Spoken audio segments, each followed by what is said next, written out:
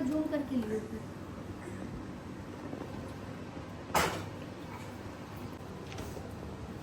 लो, जलाओ, आरती स्टार्ट करो।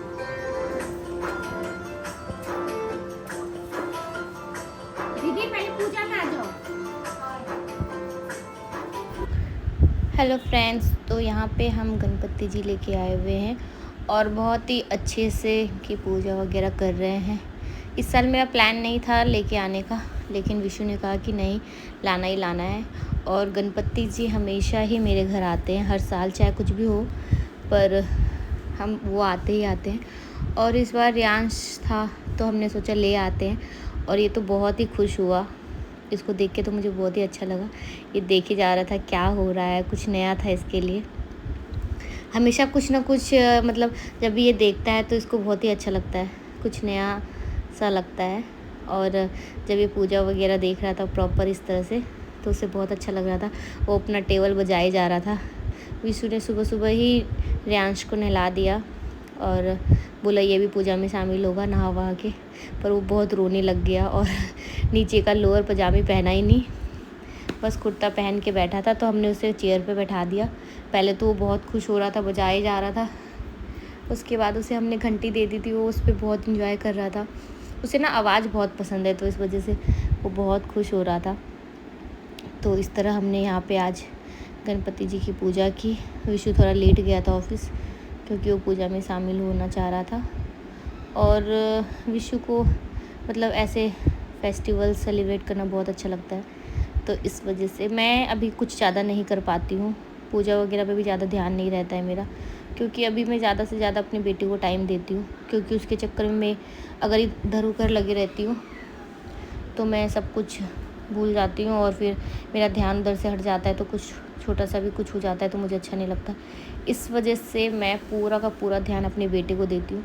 अभी सबसे ज़्यादा इम्पोर्टेंट मेरा बेटा है। और भगवान भी तो यही कहते हैं ना कि अच्छा कर्म करो, हमेशा अपनी फैमिली को देखो, हर चीज़ मतलब मैं ऊपर रखती हूँ। और ऐसा नहीं है कि भगवान जी मेरे लिए इम्पोर्टेंट नहीं है, वो भी बहुत इम्पोर्टेंट है, लेकिन उनकी जो बातें हैं उस चीज़ को मैं ज़्यादा फॉलो करती हूँ। और पूजा तो एक मन की शांति होती है, तो जब मेरा मन ऐसा कुछ होता है तो मैं पूजा कर लेती हूँ। अदरवाइज़ मैं हमेशा कर्म में भरोसा ज़्यादा रखती हूँ। जो भी मेरे से हो सकता है वो मैं हमेशा करती हूँ लोगों के लिए, या कुछ भी ऐसा चीज़ जो होनी चाहिए वो मैं हमेशा करती हूँ। और ज़्यादा से ज़्यादा अपने बेटे को टाइम देती हूँ, क्योंकि वो मेरे लिए बहुत ज़्यादा इम्पोर्टेंट है। और मैं अभी वो छोटा है तो मैं उसको पूरा टाइम अपना उसी पे देती हूँ। यहाँ पे मैंने पूरी अच्छी से आरती की, और आज मैंने कॉटन की साड़ी पहनी थी, तो मुझे बहुत ही अच्छा लग रहा था, क्योंकि ये बॉडी में फिट सा हो गया था और पहली बार पहना था, तो मुझे बहुत ही अच्छा लग रहा था। इसी वजह से मैंने 2-3 और मंगा ली, मुझे बहुत ही अच्छा लगने लग गया। और वैसे मेरे पास है 1-2 कॉटन की साड़ियाँ, पर मैंने कभी पहनी नहीं, क्योंकि कभी मौका ही नहीं मिल पाया।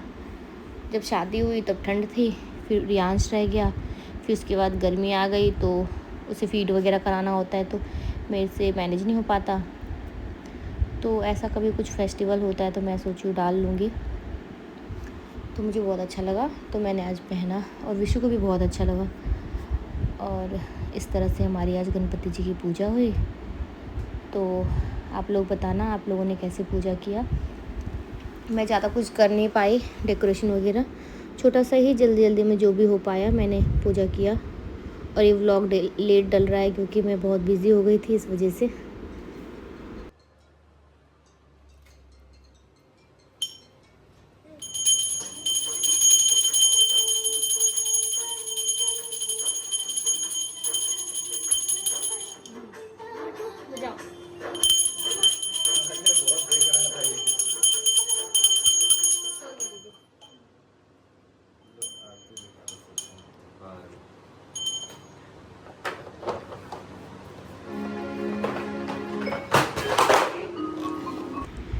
फिर बीटू ने भी हम लोगों के साथ आरती की, और उसे बहुत अच्छा लग रहा था। जैसे जैसे जोत घूम रहा था वो बार बार उसी को देख रहा था, पकड़ने की कोशिश कर रहा था, पर हम उससे दूर रख रहे थे।